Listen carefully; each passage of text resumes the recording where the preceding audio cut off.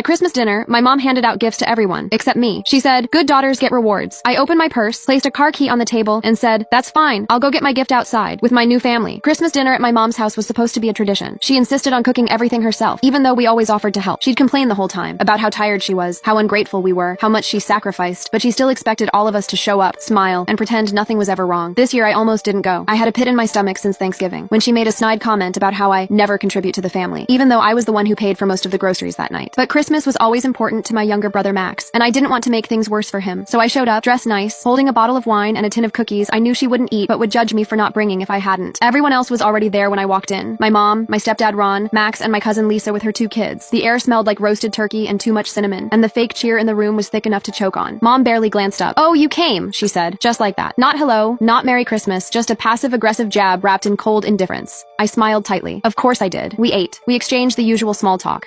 She criticized how I carved the ham and made a face when I said I was still freelancing. Max tried to change the subject. Lisa stayed quiet, and then came the gifts.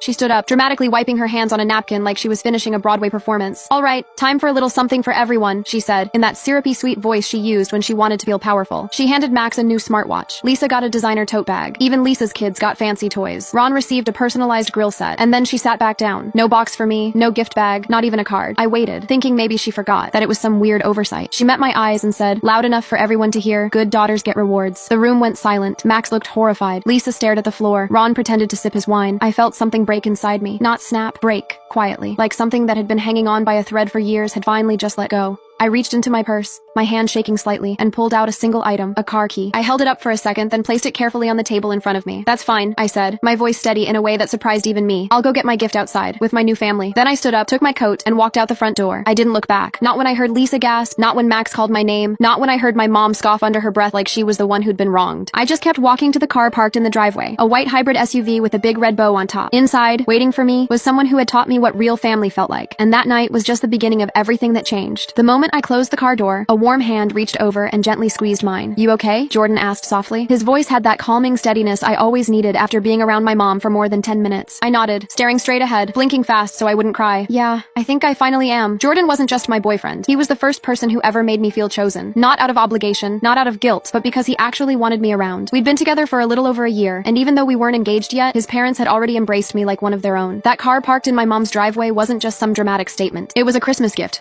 From his parents to me. After hearing what I'd been through over the years, they wanted me to feel, in their words, what it's like to be celebrated. And I was. With them, I was celebrated. "I can't believe she did that," Jordan muttered as we drove away. "Didn't even get you a card? Not even a candy cane," I said, forcing a laugh, though my chest was tight. "And then she had the audacity to say that. 'Good daughters get rewards,'" he repeated with a scoff. "What does that even mean?" "It means she's